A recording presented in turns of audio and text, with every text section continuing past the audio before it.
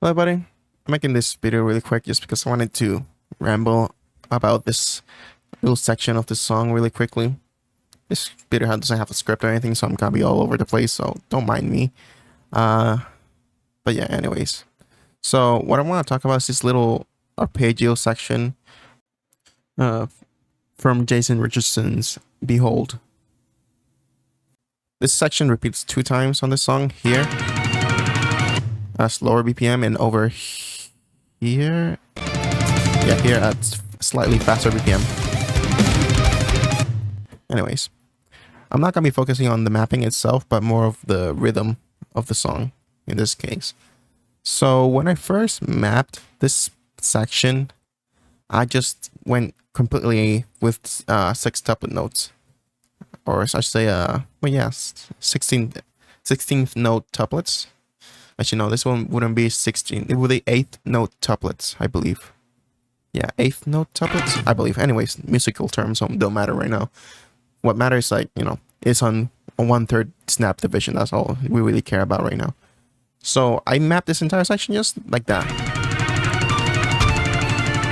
And I thought I was correct when I first mapped it. But then I tried to actually learn this section on guitar. And I went ahead and bought the official tabs for the song, and I found this 2 little bits that I got wrong when I first mapped it. So the first one is, let me see if I can find it right here. So let me first go to how I originally mapped it. This little section here, from here to here. I just did the 1/3 notes. So yeah, I just did like, the standard 1/3.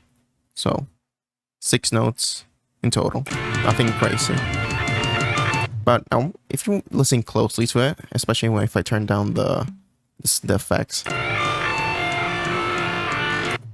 it doesn't sound quite right, and that's because it isn't right.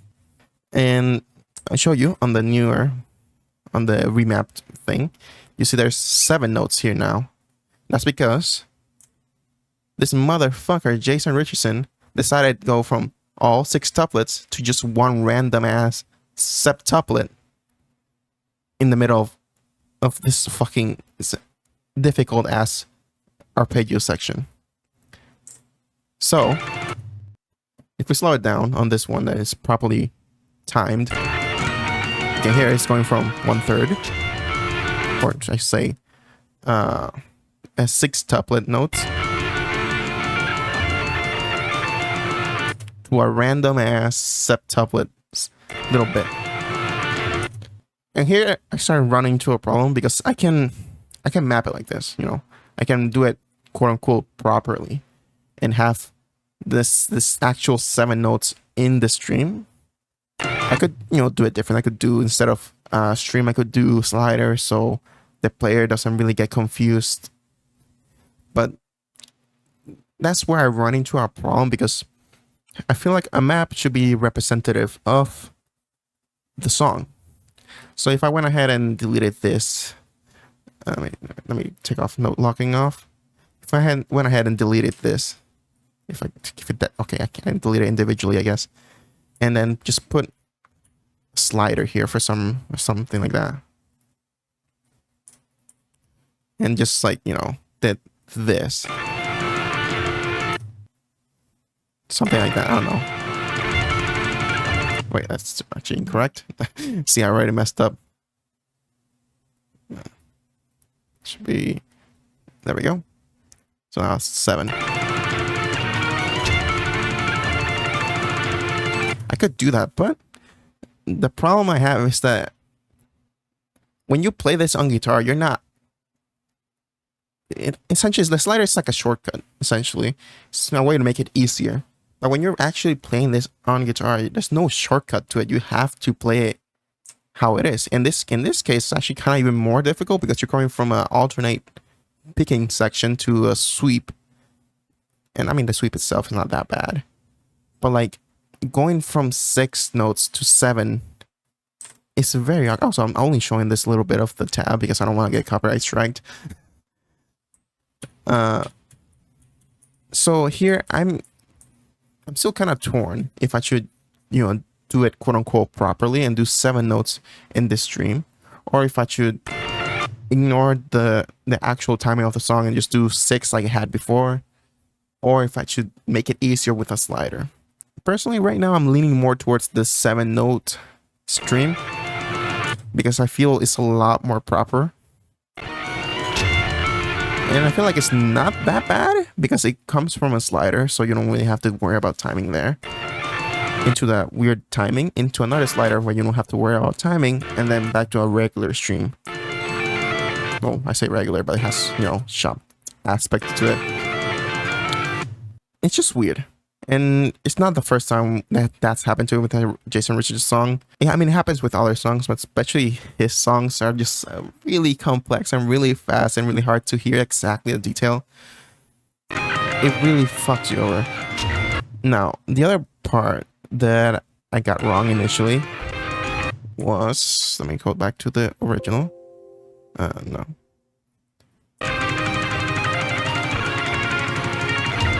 Past that, I think. This part.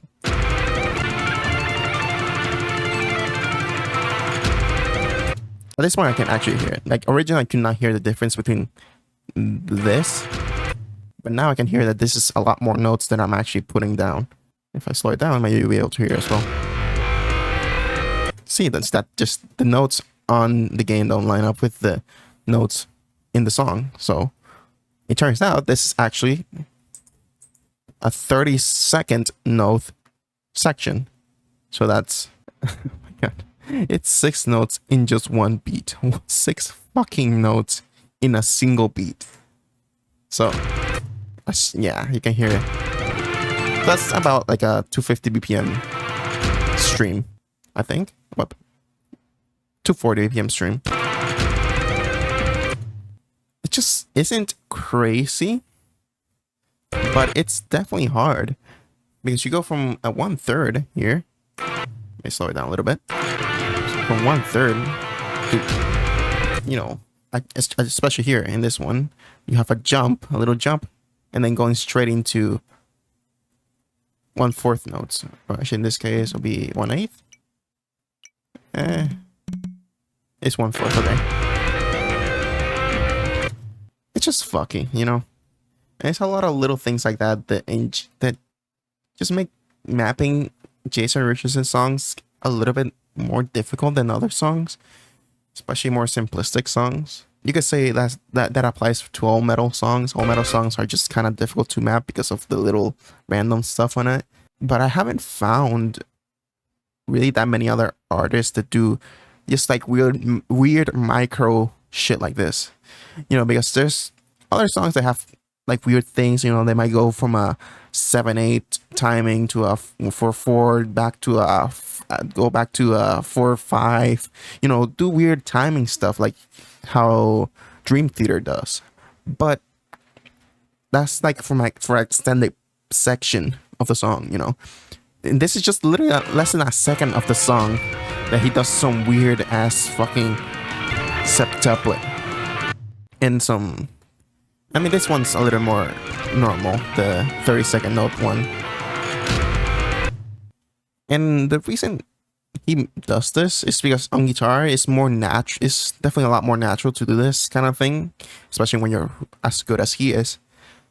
But when you actually go into a more, rigid system like it is in this game, a more grid-based aspect to it, it becomes really awkward to do and map in general. Anyways, it's just I want to talk about this little annoying shit on these songs. I say annoying, but that's what makes Jason Richardson songs his. It makes them actually really good because he adds all those little details that most people don't even realize are there. At the end of the day, this is what happens when you try to map a song from an artist that's very knowledgeable in music. Like, if you ever seen like Jason Richardson stream one of his live streams or anything on his social media, you see he has a very deep knowledge on music theory. This motherfucker recomposed the Star Wars theme from scratch on his computer, you know. He has a lot of knowledge about music. And that's what makes it kind of difficult mapping his songs, especially when you yourself are not that great of a musician. Like, I don't consider myself a good musician. But when you try to replicate what somebody that knows what they're doing into a different format, like it is, like transforming his song into an Osu map, it just comes with, you know, these little hurdles, little tiny little problems. But it's still fun, you know. But anyways, yeah, I just wanted to talk about this little weird stuff in his songs. And I know this video was kind of all over the place, and also really random. But whatever. Yeah. See you next time. Bye bye.